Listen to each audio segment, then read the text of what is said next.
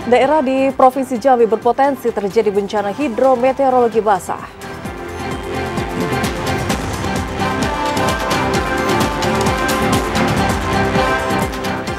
Penyidik hentikan kasus yang melibatkan Sekda Kabupaten Batanghari.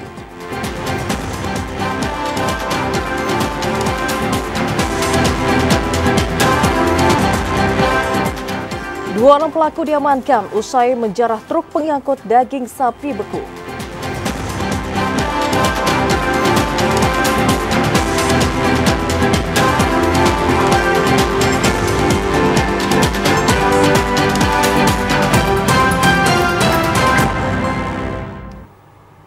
Selamat sore pemirsa, hari ini Jumat 10 Januari 2025, Jambi hari ini hadir kembali menyapa Anda dengan beragam informasi aktual dari Provinsi Jambi. Ya saudara, selain 3 berita utama tadi, redaksi kami juga telah menyiapkan sejumlah informasi penting dan menarik lainnya untuk Anda.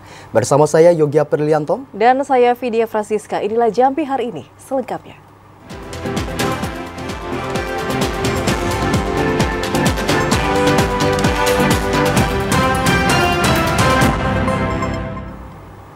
Mengawal informasi Jambi hari ini, saudara, BMKG Provinsi Jambi mengeluarkan peringatan dini kepada masyarakat karena tingginya intensitas hujan.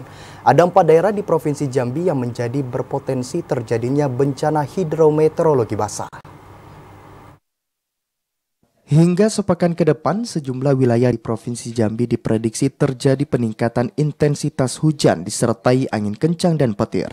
Berdasarkan prediksi BMKG Provinsi Jambi, ada 4 daerah yang berpotensi terjadinya bencana hidrometeorologi basah atau banjir dan longsor. 4 daerah tersebut berada di Jambi bagian barat, yakni Kabupaten Kerinci, Kota Sungai Penuh, Kabupaten Merangin, dan sebagian Kabupaten Bungo. Sementara Jambi bagian timur seperti Kabupaten Tanjung Jabung Barat dan Kabupaten Tanjung Jabung Timur diprediksi terjadi gelombang tinggi air laut. Pada hari Sabtu, Minggu, itu ada potensi curah hujan sedang hingga lebat disertai kilat dan petir dan hampir rata di wilayah Provinsi Jambi. Yang secara khusus di wilayah Jambi bagian barat yaitu Kerinci, Kota Sungai Penuh, sebagian Bungo dan sebagian Merangin. Tingginya intensitas hujan diprediksi akan terjadi hingga akhir Januari 2025. BMKG Provinsi Jambi akan mengeluarkan peringatan dini agar masyarakat senantiasa dan berhati-hati terhadap ancaman bencana hidrometeorologi.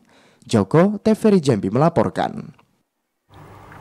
Saudara, pada awal tahun 2024 yang lalu, jumlah bencana banjir di Kabupaten Batanghari terbilang cukup tinggi.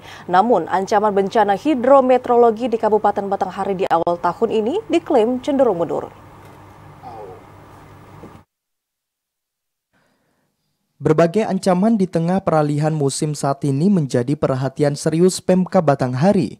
Musim hujan yang terjadi saat ini rentan menyebabkan terjadinya bencana hidrometeorologi. Sekretaris BPBD Batanghari, Samral Lubis, mengklaim pada awal tahun 2025, kejadian bencana hidrometeorologi cenderung menurun jika dibandingkan tahun 2024. Pada awal tahun 2024 lalu, 7 kecamatan terdampak bencana hidrometeorologi seperti banjir dan angin puting beliung. Ancaman banjir tahun 2024 dan perbandingannya tahun 2005 ini sangat jauh sekali ya. Kalau kita kemarin tahun 2024 itu mulai dari pertengahan Desember sampai bulan April itu mengalami curah hujan yang tinggi, sehingga air di pemukiman juga tinggi secara merata di 7 kecamatan dari 8 kecamatan Kabupaten Batanghari. Samral Lubis mengimbau masyarakat agar senantiasa waspada dan berhati-hati terhadap ancaman bencana hidrometeorologi saat musim hujan. Ade Juniawan, TVRI Jambi melaporkan. Pemerintah Provinsi Jambi terus mengimbau masyarakat untuk mewaspadai terjadinya bencana hidrometeorologi saat musim hujan. Untuk mengetahui informasi selengkapnya, kami telah terhubung dengan kontributor TVRI Jambi, Randy Arta. Selamat sore, Randy. Ya, Randy, apa imbauan pemerintah untuk membangun kewaspadaan bencana di masyarakat? Baik, selamat sore Yogi dan juga pemirsa. Masih berada dalam periode musim hujan di tahun 2025, pemerintah Provinsi Jambi masih terus menghimbau masyarakat untuk mewaspadai potensi munculnya bencana hidrometeorologi. Bencana tersebut baik bencana banjir, banjir bandang, tanah longsor maupun angin kencang karena tingginya intensitas hujan. Membangun kesadaran dini atau kewaspadaan dini akan munculnya bencana hidrometeorologi menjadi bagian penting untuk meminimalisir dampak buruk kejadian bencana tersebut di daerah. Berdasarkan informasi yang disampaikan oleh BPBD Provinsi Jambi, yakni melalui himbauan yang dilakukan oleh BMKG, potensi hujan untuk wilayah Provinsi Jambi saat ini dalam posisi yang ringan hingga sedang. Sementara untuk potensi hujan ini akan mulai menurun pada bulan Februari dan kembali meningkat pada bulan Maret. Peningkatan potensi kejadian hujan pada bulan Maret diwanti-wanti untuk diwaspadai dengan serius. Sementara untuk waktu kejadian hujannya diprediksi terjadi pada waktu siang menjelang sore hari, kemudian malam dan juga dini hari. Dari analisis BPBD Provinsi Jambi, hampir seluruh wilayah di Provinsi Jambi memiliki potensi kerawanan bencana hidrometeorologi. Untuk itu, pemerintah daerah diminta untuk melakukan pemetaan terhadap potensi kerawanan bencana yang ada di daerahnya masing-masing. Demikian, Yogi. Ya Randy, lalu apakah sudah ada daerah yang menaikkan status siaga bencana hidrometeorologi pada awal tahun 2025 ini? Baik, berdasarkan informasi yang disampaikan oleh BPBD Provinsi Jambi, hingga bulan Januari tahun 2025 ini, belum ada daerah yang menaikkan status bencana hidrometeorologi. Untuk itu, status bencana hidrometeorologi Provinsi Jambi untuk saat ini masih dalam posisi kesiapsiagaan. Namun demikian, pemerintah Provinsi Jambi menjamin kesiapan personil maupun peralatan untuk menghadapi bencana. Total ada 300 personil yang disiapkan pemerintah untuk mewaspadai munculnya bencana hidrometeorologi di awal tahun 2025. Kesiapan tersebut telah dipastikan pemerintah dalam pelaksanaan apel kesiapsiagaan bencana hidrometeorologi basah yang dilakukan pada 11 Desember 2024. Demikian, Yogi. Baik Randy, terima kasih atas laporan Anda. Selamat sore dan selamat bertugas kembali Randy. Informasi lainnya, Saudara, KPU Provinsi Jambi memastikan angka partisipasi pemilih pada penyelenggaraan Pilgub Jambi tahun 2024 meningkat menjadi 72%. Peningkatan partisipasi pemilih menjadi indikator suksesnya penyelenggara pesta demokrasi 5 tahunan di Provinsi Jambi. KPU Provinsi Jambi memastikan angka partisipasi pemilih pada penyelenggara Pilgub Jambi tahun 2024 meningkat jika dibandingkan dengan pelaksanaan Pilgub tahun 2020 yang hanya mencapai 68%. Partisipasi pemilih pada penyelenggaraan Pilgub Jambi tahun 2024 mencapai 72%. Komisioner KPU Provinsi Jambi Fahrul Rozi mengatakan, peningkatan partisipasi pemilih menjadi indikator suksesnya pelaksanaan pesta demokrasi 5 tahunan di Provinsi Jambi. Selain peningkatan angka partisipasi pemilih, suksesnya penyelenggara Pilgub Jambi juga ditandai dengan tidak adanya persoalan sengketa pada pelaksanaan pemungutan suara. Zero sengketa ini baik di tingkat Bawaslu maupun di tingkat Mahkamah Konstitusi. Peningkatan partisipasi pemilih dan zero sengketa pilkada pada Pilgub Jambi dinilai menjadi prestasi pelaksanaan pilkada serentak tahun 2024. Kalau kita lihat dari partisipasi pelaksanaan pilkada serentak 2020 ke 2024, kita mengalami peningkatan. Yang partisipasi pelaksanaan pilkada 2020 itu 68%. Sekarang pelaksanaan pilkada serentak untuk pemilihan gubernur 2024 ini kita menjadi 72%. Artinya ada peningkatan. Nah, dua indikator itu salah satu bagi kami keberhasilan. Berdasarkan hasil pleno terbuka KPU Provinsi Jambi, Al-Haris Abdullah Sani ditetapkan sebagai pasangan calon gubernur dan wakil gubernur Jambi terpilih hasil pilkada serentak tahun 2024. Randy Arta, TVRI Jambi melaporkan. Saudara, Kementerian Agama Republik Indonesia saat ini tengah menggodok wacana libur sekolah selama 1 bulan pada saat Ramadan 2025. Kanwil Kemenak Provinsi Jambi dan saat ini pun masih menunggu regulasi tersebut untuk bisa disosialisasikan. Kementerian Agama Republik Indonesia mewacanakan untuk meliburkan aktivitas sekolah selama bulan suci Ramadan 2025. Wacana ini mulai ramai dibicarakan di tengah masyarakat termasuk di Provinsi Jambi. Kabid Penerangan Agama Islam dan Pemberdayaan Zakat dan Wakaf Kemenak Provinsi Jambi, Zefni Ishak mengatakan, hingga saat ini pihaknya masih menunggu regulasi dan petunjuk teknis pelaksanaan libur sekolah selama Ramadan. Jika sudah ada putusan atau regulasi yang ditetapkan, maka akan langsung disosialisasikan ke setiap daerah. Wacana libur 1 bulan selama bulan Ramadan memang kan sudah tersebar di masyarakat. Namun di Kementerian Agama kita, khususnya Kanwil Kementerian Agama Provinsi Jambi, itu masih menunggu hasil dari Kementerian Agama Pusat. Jadi kalau nanti memang ada juknisnya, ada petunjuknya, nanti akan kita sosialisasikan kepada masyarakat. Zefni Ishak menambahkan libur sekolah selama Ramadan harus dikaji dengan benar agar seluruh pelajar memiliki kegiatan positif selama Ramadan. Joko TVRI Jambi melaporkan. Mesin pabrik meledak, saudara. Seorang karyawan meninggal dunia. Informasi selengkapnya usai jeda. Tetaplah bersama Jambi hari ini.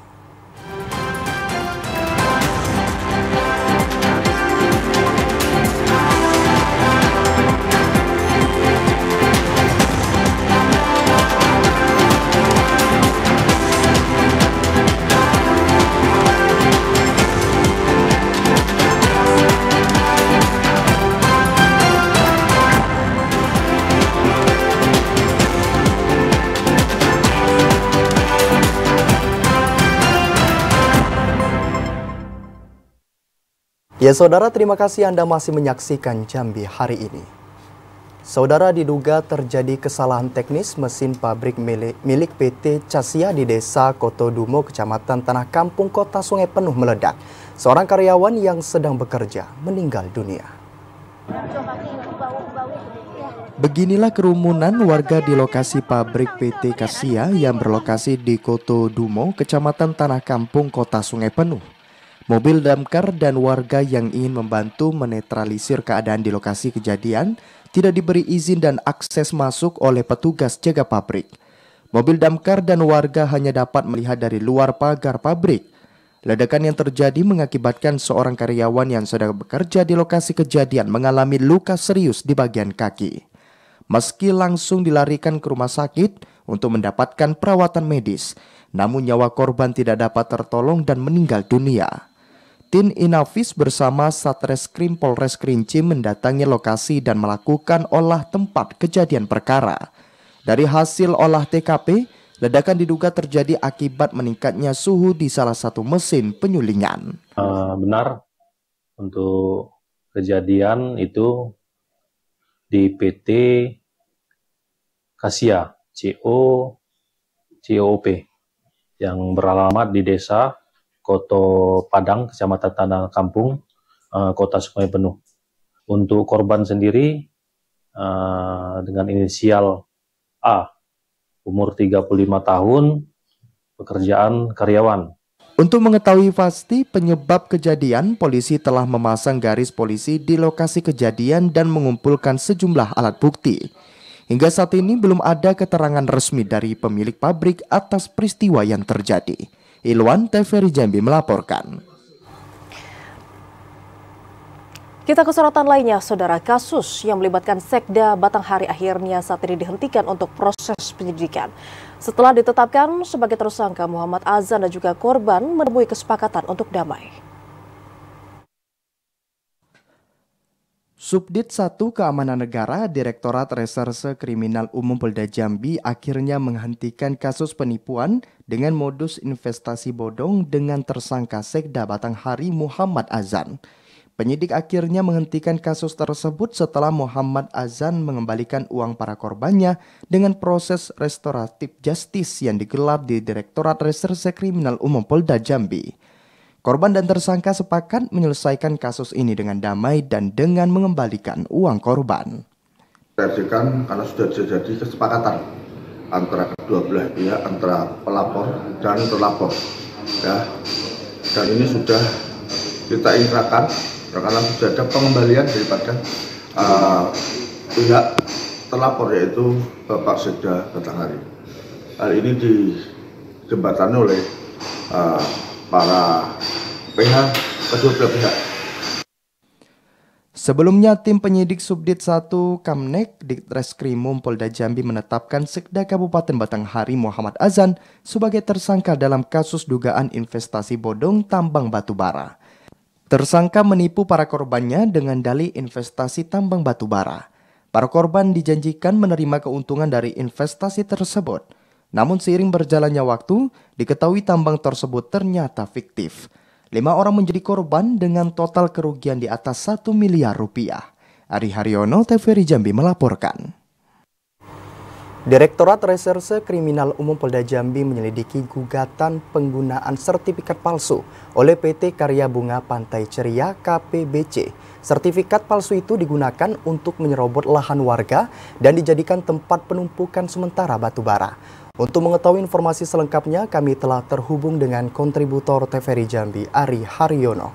Selamat sore Ari, bagaimana proses penyidikan yang dilakukan oleh tim Ditreskrimum Polda Jambi, Ari? Ya pemirsa, dapat saya laporkan bahwasanya memang saat ini tim penyidik dari Ditreskrimum Kriminal Umum Polda Jambi tengah menyelidiki kasus dugaan penyerobotan lahan yang dilakukan oleh PT Karya Bunga Pantai Ceria terhadap 3 SHM milik warga di kawasan Kabupaten Bungo. Memang saat ini penyidikan tengah berjalan, di mana berdasarkan hasil analisa dan pendidikan yang dilakukan oleh penyidik, ditemukan bahwasanya sertifikat yang digunakan oleh PT KBPC ini diduga palsu alias bodong. Karena berdasarkan hasil penyelidikan, polisi menemukan bahwasanya sertifikat tersebut didapati nomor belangko di sertifikat tersebut tidak sesuai dengan sertifikat yang ada. Karena berdasarkan hasil analisa dan serta koordinasi antara penyidik dengan pihak Badan Pertanahan Negara, ditemukan bahwasanya sertifikat yang digunakan oleh PT KBPC ternyata tidak terregistrasi di Kabupaten Bungo. Justru terregistrasi di Kabupaten Tebo dengan nama Yusuf dengan hanya seluas 324 meter persegi. Sedangkan lahan yang digunakan oleh PT KBPC seluas 6,1 hektar. Memang awalnya kasus ini berawal dari saat pada tahun 2020 di mana seorang warga Haryanto melaporkan kasus dugaan penyerobotan lahan yang dilakukan oleh PT KBPC ini kepada Polres Bungo. Namun beriringnya waktu pihak PT KBPC juga melaporkan hal yang sama kepada Polres Bungo. Awalnya kasus ini sempat terhenti sebelum akhirnya diambil alih oleh Polda Jambi. Menurut Direktur Reserse Kriminal Umum Polda Jambi, saat ini proses penyidikan tengah dilakukan oleh aparat kepolisian. Saat ini juga penyidik tengah berkoordinasi dengan Satgas Mafia Tanah untuk mengungkap dugaan adanya penyerobotan lahan yang dilakukan oleh PT KBPC. Ya, Yogi. Ya, Ari, lalu bagaimana langkah kepolisian dalam menyelesaikan kasus ini? Ya, tentunya penyidik saat ini terus berupaya dalam mengungkap kasus dugaan penyerobotan lahan ini. Saat ini juga penyidik sudah berkoordinasi dengan pihak dari Satgas Mafia Tanah, karena memang tanah yang diserobot ini merupakan tanah milik warga yang digunakan untuk tempat penumpukan sementara batu bara oleh PT Karya Bunga Pantai Ceria. Namun pihaknya juga saat ini tengah menyelidiki bagaimana kasus ini segera tuntas dengan memeriksa sejumlah saksi serta mengumpulkan beberapa barang bukti. Dan penyidik berharap kasus ini segera tuntas sehingga tanah yang diakuisisi oleh pihak PT KBPC ini segera dapat dikembalikan dan diambil alih oleh warga. Ya, demikian Yogi. Baik, terima kasih Ari atas laporan Anda. Selamat sore dan selamat bertugas kembali. Informasi lainnya, saudara, pelaku penjarahan truk kontainer bermuatan daging sapi beku impor berhasil diringkus pihak kepolisian. Para tersangka melakukan penjarahan saat truk mengalami kerusakan di Jalan Lintas Timur, Sumatera Jambi. Dijarah bos. Tim unit Reskrim Polsek Sekernan Muaro Jambi mengamankan 2 dari 5 pelaku aksi penjarahan truk kontainer yang membawa paket daging sapi beku impor dari Australia. Peristiwa itu terjadi di ruas Jalan Lintas Timur Sumatera Muaro Jambi, tepatnya di kilometer 58 Desa Sukoawin Jaya. Di hadapan polisi, pelaku mengaku saat menjalankan aksinya, mereka mengancam menggunakan senjata tajam kepada sopir dan langsung membuka pintu belakang truk. Kapolsek Sekernan AKP Taroni Zebua mengatakan, 16 kotak daging beku senilai 200 juta rupiah dibawa oleh para pelaku menggunakan kendaraan yang telah disiapkan. Selain mengamankan 2 pelaku, polisi juga mengamankan barang bukti daging beku hasil penjarahan dan 1 unit kendaraan roda 4. Sementara 3 pelaku lainnya masih dalam pengejaran pihak kepolisian. Membawa kabur ke desa Tunas Mudo. Jadi kita menemukan 16 paket itu di mobil Sigra di desa Tunas Mudo. Pelaku ada 5 orang, jadi 3 orang lagi masih buronan ya, karena ada 1 mengambil peran sebagai yang mengancam sopir menggunakan parang. Namun saat ini masih dalam pengejaran. Para pelaku dikenakan pasal 363 terkait pencurian pemberatan dengan hukuman 7 tahun penjara. Sebelumnya daging beku impor ini direncanakan akan dibawa ke Pekanbaru Riau dari Pulau Jawa. Azam Afnan, TVRI Jambi melaporkan. Kita ke kasus darurat narkoba, Saudara. Kasus penyalahgunaan narkotika di wilayah hukum Polres Kerinci saat ini mengalami peningkatan. Dan untuk bisa mengetahui informasi selengkapnya, saat ini kita sudah terhubung dengan kontributor TVRI Jambi, Ilwan Pasroni, langsung dari Kabupaten Kerinci. Selamat sore, Ilwan. Saat ini daerah mana saja yang terbanyak untuk ditemukan kasus penyalahgunaan narkotika? Baik, terima kasih Siska dan juga pemirsa TVRI Jambi. Dapat saya laporkan, Kabupaten Kerinci dan Kota Sungai Penuh saat ini berada dalam kondisi darurat narkoba. Hal itu merujuk pada data yang disampaikan oleh pihak kepolisian Polres Kerinci yang menunjukkan adanya peningkatan kasus penyalahgunaan narkotika selama 2 tahun terakhir. Pada tahun 2023, tercatat sebanyak 63 kasus penyalahgunaan narkotika di wilayah hukum Polres Kerinci. Sementara itu, pada tahun 2024, angka tersebut meningkat menjadi 71 kasus penyalahgunaan narkotika. Kapolres Kerinci menjelaskan bahwa peningkatan jumlah kasus tersebut menunjukkan betapa seriusnya permasalahan penyalahgunaan narkotika di wilayah hukum Polres Kerinci. Menurutnya, peredaran narkoba kini tidak hanya menyasar orang dewasa saja, namun juga anak muda dan pelajar. Letak geografis yang strategis menjadi salah satu faktor penyebab meningkatnya peredaran narkoba di wilayah hukum Polres Kerinci. Wilayah Kabupaten Kerinci yang berbatasan dengan provinsi lain sering dijadikan jalur perlintasan narkoba oleh jaringan pengedar. Menanggapi kondisi ini, pemerintah Kabupaten Kerinci dan Kota Sungai Penuh akan memperkuat sinergi dengan aparat keamanan, lembaga pendidikan dan masyarakat untuk memerangi narkoba. Salah satu langkah konkret yang akan dilakukan adalah yakni meningkatkan operasi rutin dan razia di tempat-tempat yang diduga sebagai pusat peredaran narkoba. Selain itu, upaya rehabilitasi bagi pengguna narkoba juga menjadi perhatian utama pemerintah daerah bersama BNN. Pihak kepolisian juga terus berupaya untuk melakukan penindakan tegas terhadap pelaku kejahatan narkotika dan bersinergi dengan semua unsur terkait untuk mencegah peredaran narkoba di wilayah Kota Sungai Penuh dan Kabupaten Kerinci. Masyarakat juga dihimbau untuk selalu waspada dan aktif melaporkan dugaan kasus narkoba ke pihak berwenang. Pemerintah daerah juga berharap dengan kerjasama semua pihak, Kabupaten Kerinci dan Kota Sungai Penuh akan terbebas dari jerat narkoba dan menciptakan lingkungan yang lebih aman dan sehat. Berdasarkan informasi yang kami dapatkan dari pihak Polres Kerinci, untuk terbanyak ini ada di 2 daerah, baik di Kabupaten Kerinci maupun di Kota Sungai Penuh.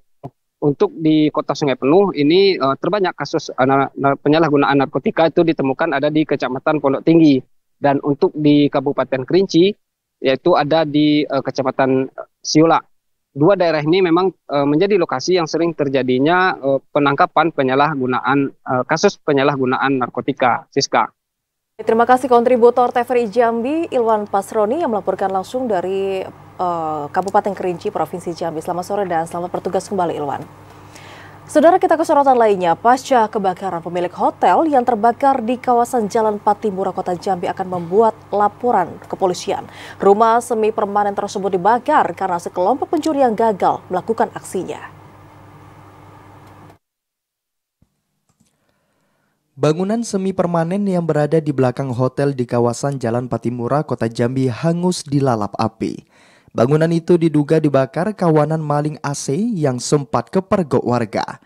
Berdasarkan informasi, api mulai muncul sekitar pukul 17.00 WIB. Saat itu seorang saksi yang berada di depan hotel melihat ada muncul kumpulan asap hitam pekat. Api dengan cepat menghabiskan bangunan yang terbuat dari kayu tersebut. Salah seorang pemilik hotel Angga mengatakan, sebelumnya pada pagi hari, warga sempat melihat ada 2 orang masuk ke dalam hotel yang sudah tak beroperasi sejak 2 tahun terakhir.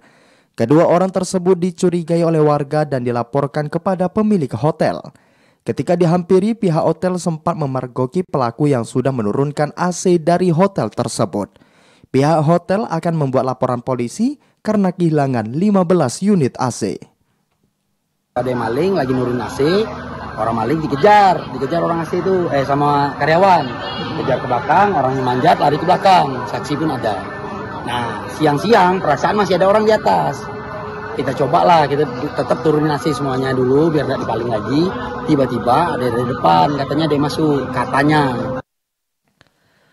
Sekretaris Dinas Damkar Kota Jambi Doni mengatakan, setelah menerima laporan kebakaran, pihaknya menurunkan 3 unit mobil pemadam kebakaran, diduga api berasal dari aksi pencurian. Baik, kami menerima laporan dari masyarakat terkait dengan kejadian kebakaran di rumah kosong yang bagian dari Hotel Patimura ini.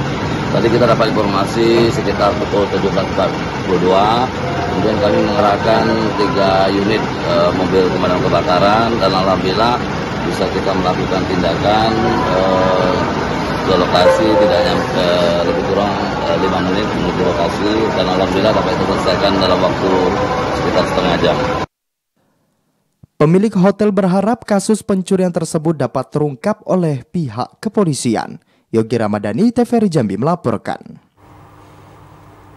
Antisipasi terjadinya kasus perundungan di lingkungan sekolah, Dinas Pendidikan Kota Sungai Penuh membentuk tim Satuan Tugas Khusus Pencegahan dan Penanganan Kasus Perundungan.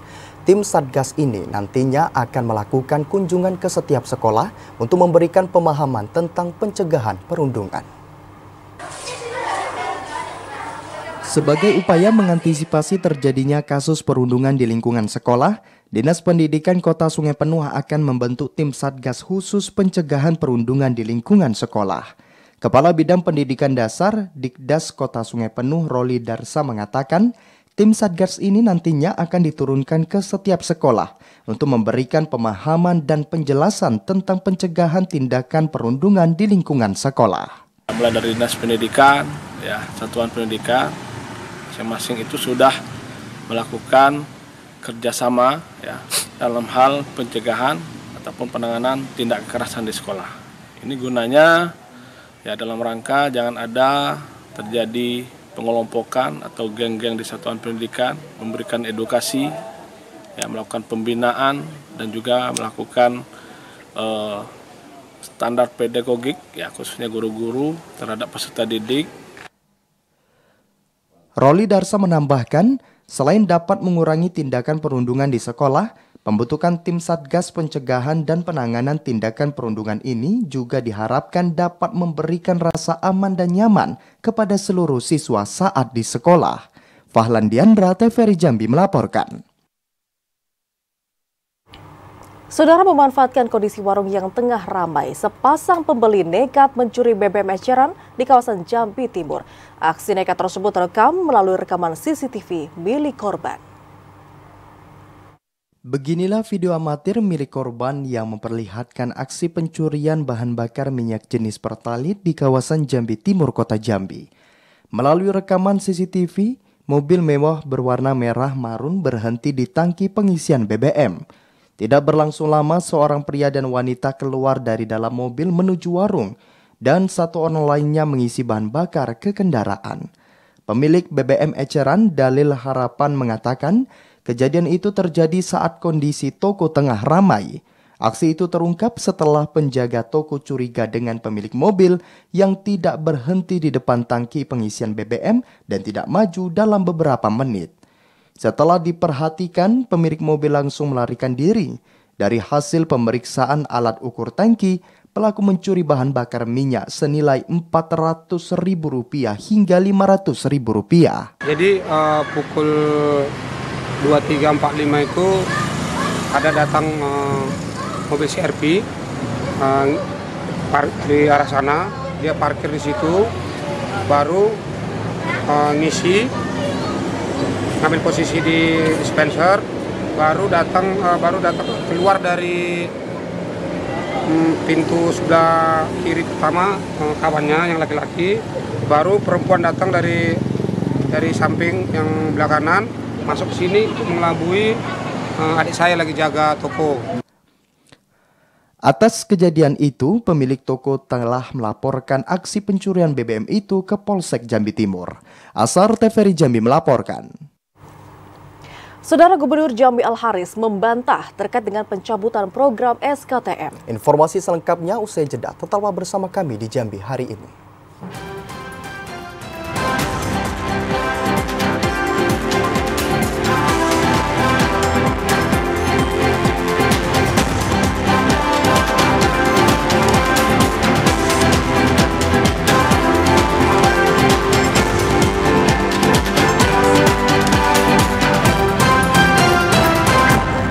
Anda kembali bersama kami di Jambi hari ini dalam segmen editorial. Saudara, polemik pemberhentian rekomendasi surat keterangan tidak mampu bagi masyarakat yang ingin berobat di rumah sakit pemerintah saat ini masih terus berlanjut. Untuk itu, Komisi 4 DPRD Provinsi Jambi meminta pemerintah provinsi untuk bisa melanjutkan layanan dari SKTM bagi masyarakat. Polemik pemberhentian rekomendasi surat keterangan tidak mampu SKTM bagi masyarakat tidak mampu yang ingin berobat di rumah sakit pemerintah terus berlanjut.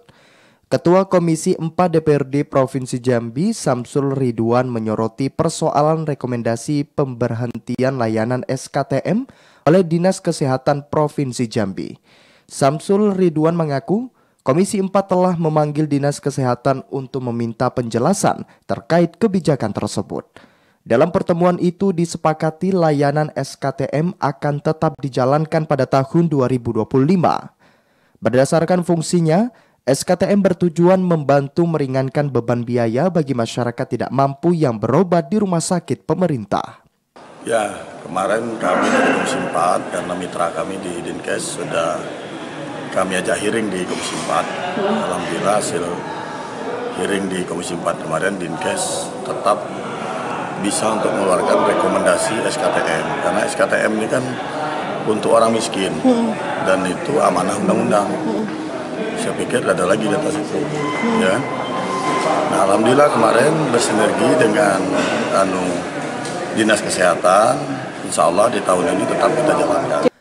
Sebelumnya, Dinas Kesehatan Provinsi Jambi resmi menyetop layanan jaminan kesehatan SKTM bagi masyarakat tidak mampu yang berobat di rumah sakit pemerintah. Penghentian layanan SKTM berlaku sejak surat diedarkan, yakni pada 1 Januari 2025 lalu. Yogi Ramadhani, TVRI Jambi melaporkan. Gubernur Al-Haris memberikan bantahan terkait penghapusan program SKTM untuk pengobatan gratis kepada masyarakat tidak mampu. Program Domisake pemerintah Provinsi Jambi itu dipastikan tetap berjalan pada tahun anggaran 2025. Gubernur Al-Haris menanggapi isu penghapusan program SKTM untuk pengobatan gratis kepada masyarakat tidak mampu. Al-Haris menegaskan program surat keterangan tidak mampu atau SKTM akan tetap dilanjutkan pada tahun anggaran 2025.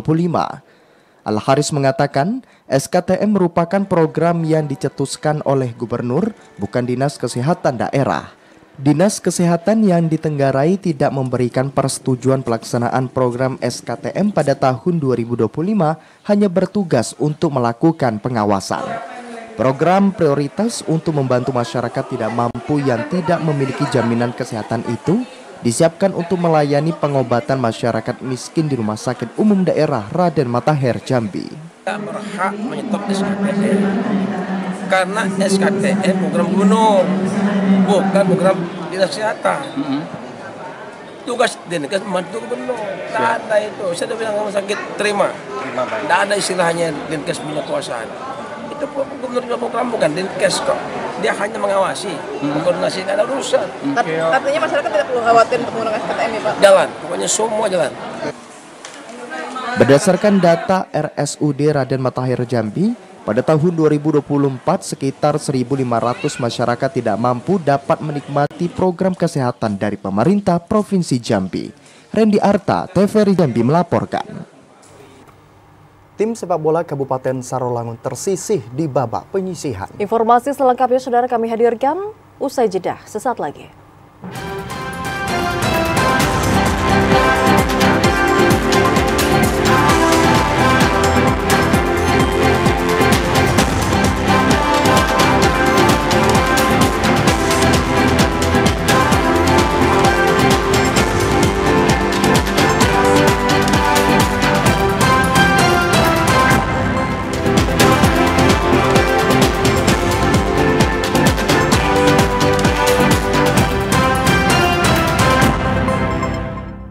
Anda kembali bersama kami di program Jambi hari ini. Saudara, upaya pengembangan sektor pertanian saat ini masih menjadi komitmen pemerintah Kabupaten Batanghari. Hal tersebut akan dituangkan dalam rencana pembangunan jangka menengah daerah 5 tahun ke depan sesuai dengan program Batanghari Super Tangguh.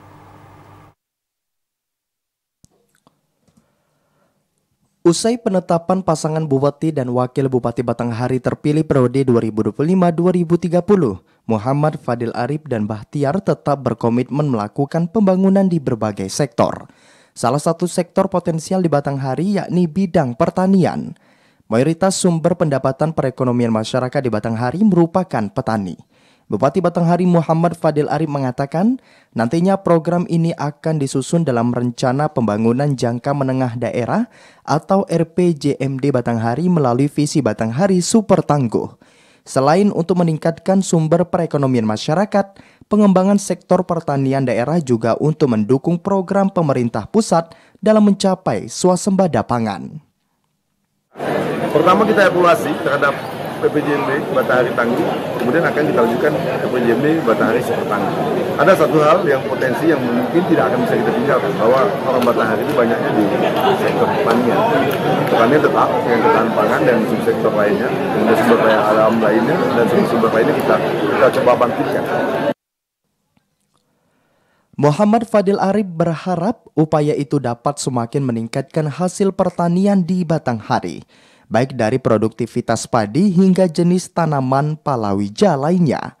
Ade Juniawan, TVRI Jambi melaporkan. Pembangunan irigasi di luas lahan pertanian padi terus ditambah oleh Pemkab Muaro Jambi. Perluasan lahan irigasi itu bertujuan untuk meningkatkan hasil produksi padi yang selaras dengan harapan Presiden Prabowo Subianto. Kabupaten Muaro Jambi merupakan salah satu daerah penghasil kebutuhan pokok di Provinsi Jambi.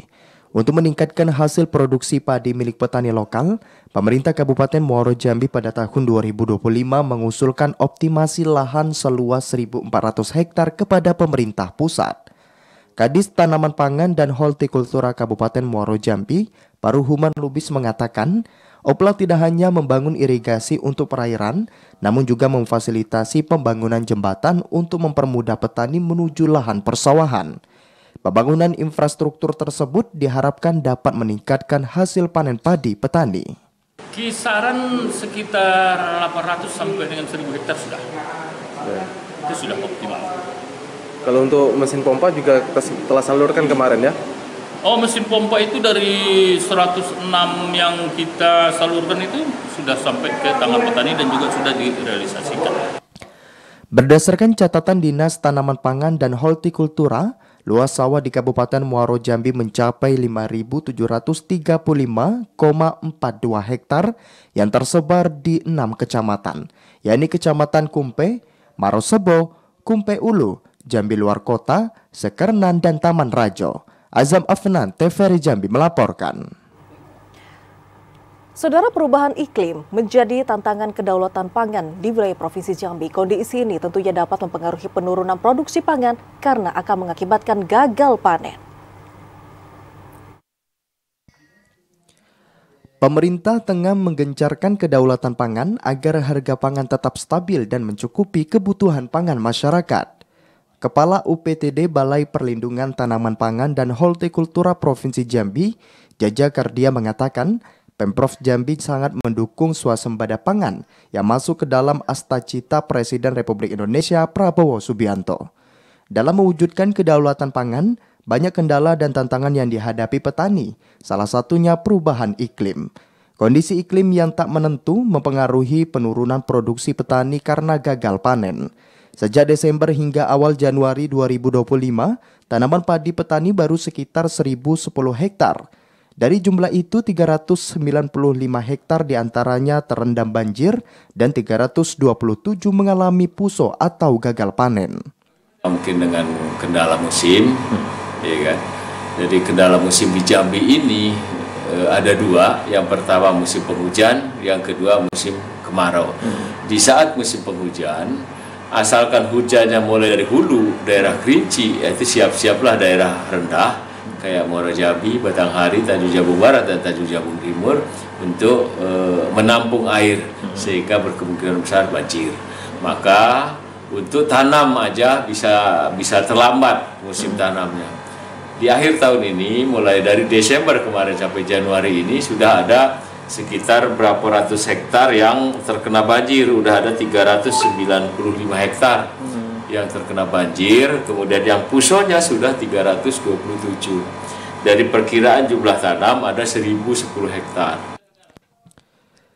Jaja Kardia menambahkan, tak hanya musim hujan, musim kemarau juga menjadi tantangan untuk mewujudkan kedaulatan pangan.